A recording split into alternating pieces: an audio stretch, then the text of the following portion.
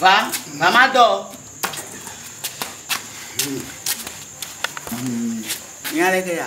Bedro vole voix maintenant. Ta Hokakeleri 5 million. Na va je Bedro. Ne na covenant. Ne sonde mi ko fere voix ma pe aga to ansomo. Esia. Na ba bi fila yo. Eh, mai mama. Mai mama.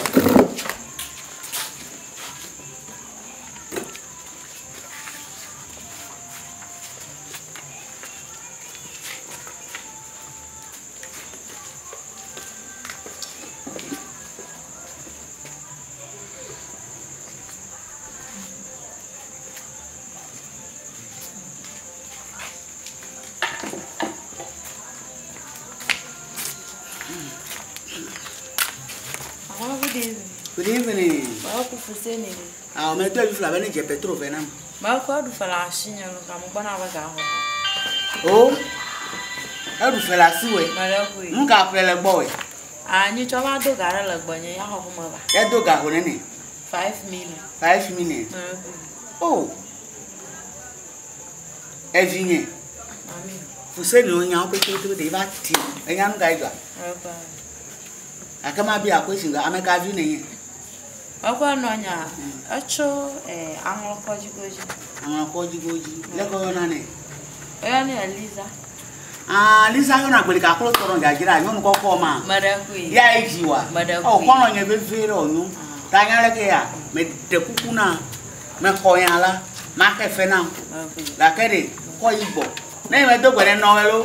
Me ga do ada ma ke fena. Jura ke gbo me le mo ekema. Na ba hoga. Esia. Oh, no nga eje tu be palo. Enya pona mpa. Fika we awela de akon nya o. Ah, nyamala egita ba. Yo, o ha lo troto me wole fuma. Nu se anu anyo se a. Ma ke fe na jura ke gbo me le mo ekema. Esia. Na ekwe ko me ka bia nya de ko ko nya no fe na mkoko. Esia. Yo. Fousseni le nyi zero ka le vinya nga ka ke me gile. Oh, wait. Look at our Oji Hori. Bako Pumba. If you are to go to the Camelolo, the young are to go to the Camelo of Fousseni. I go. I may whistle. Yeah. Oh, I forgot whistle. You like it. Oh, Melilo did down. Ela. You know. Flying, Permetto. Listen up. Did you have me cause if any? Oh, mommy. Oh. Oh, my gosh. But aku mana fia amaga Fousseni la. Afinha. Mas viu? Aku mazora. Tapani tu. Menda kiu. Tu filho mojima fino. Na tua forum kaba. Ala Fousseni fila fia motoro fia. Fousseni la ju blasu washimada. He? La du kame. Oli blé. Puis tout on vous vit balabala. Voa on tonya memo. No la memo remarque d'arwa. O jinagata oba million. Alors faraka. Yeah. Vinha Fousseni. Million alors faraka hogo la fille adachemu. Ama fito finone na awre de kaba. Maji shawe mo nyu de o mo na nwiro. Ya yo hanye dukame to nu ka do wala onye. Ame olia.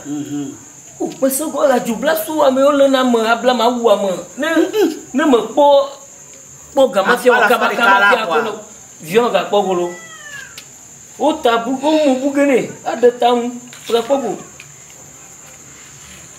ta modeku to fodon akpe merci akpe na kaka ne ba mon population ha fila te don maka to fu ju ayi abe jamoji Majeshio nya pocha poku yo fi ono ngo la ngbegbon la o ma nya mmeku ati te kwa fi ma ho atu plotolosi atu plotolosi atu akwa Priscilla madam atu ole yan fefe dora mele yo ma kudu re jini wa ko na ba kwa pe ko wa me wa ma de na katati peron nena kula fere kana kofe obola ofawelo kaba obola ofawe efo yan gaiga medeku efinya Fousseni de enu odu onu tudu lai ta ho le kore ni no ugbo ma kwa pele na de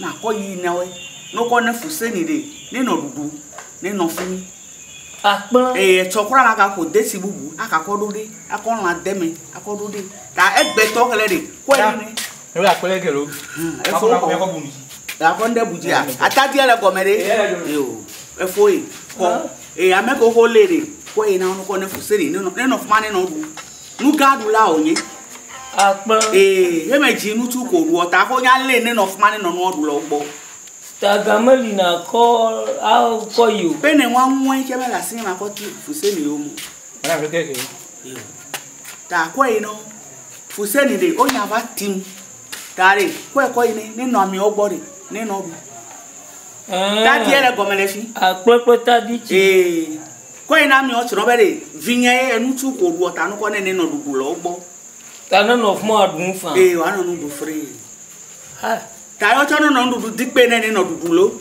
Fousseni akpon no nya me wula o nyo chere ni no gbo akpon atu la Fousseni akpon akpon pele dechi atadi ni no gbo ni wa no nu odun Fousseni la e le ke me de le to de ka wa na mu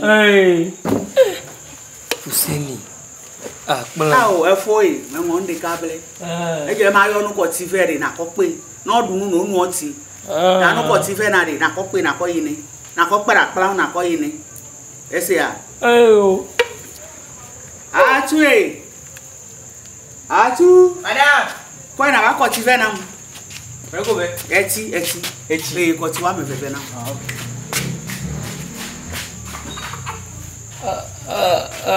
ta akpon akpele Fousseni akpele ko duna ko yin ni ti bi Fousseni akpon Fousseni akpele tudula ta nko duna enu ko duna lo ba ko ti wo wa lo ju abe je wu a ko ti wo wa lo ju abe je wu a Fousseni do akpon ta di chi do ta akpon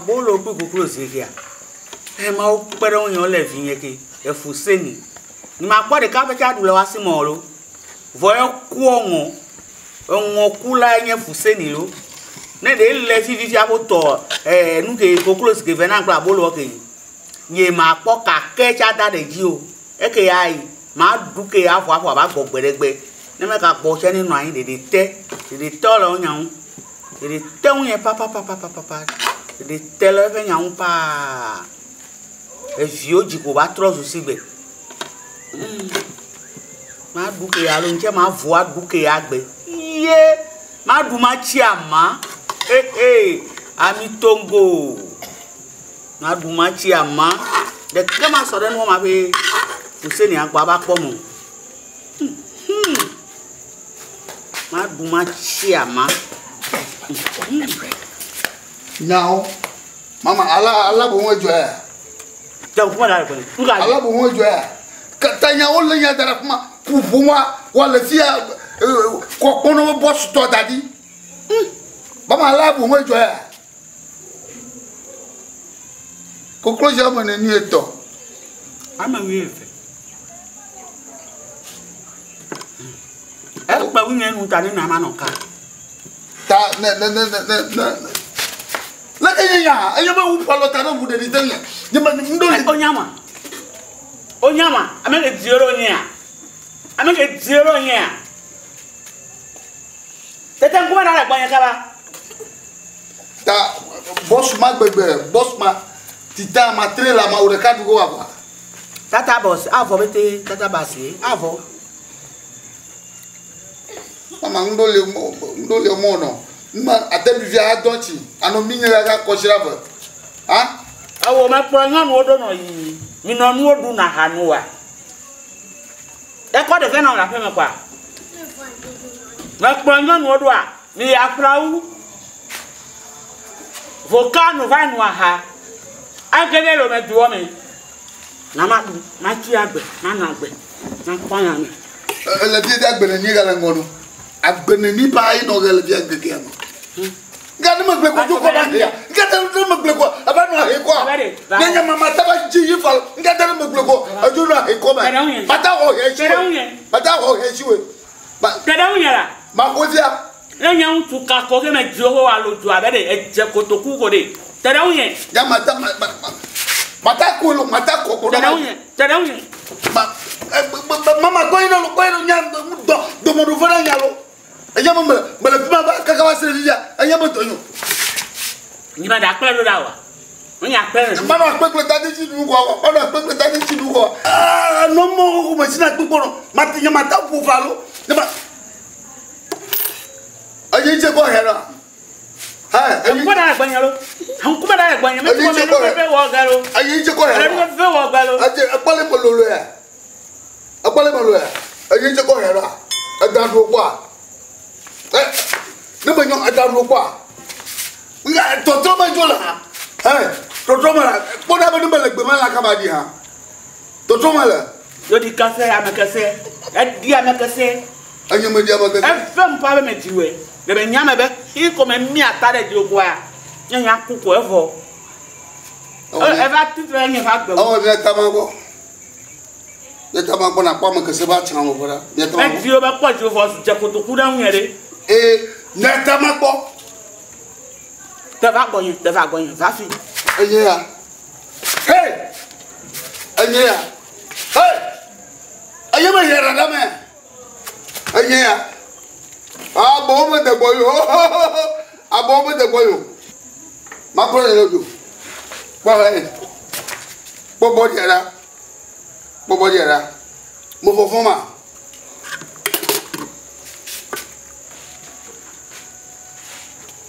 me desimo enya nkukura akwe mochako sha koma zona ba mochako zona ba kwe agbo mochako be zona ba kwe chau to kwa ba je kotokura de me nya bele wa ba titre unye ke ne me le si oko be mi atare ji oko okuzreka awo to nkuma be kesera ha boko dikesele ra mekese anyo me dikese va na bakwe no jom tsuko bakwe akwera ha me fifila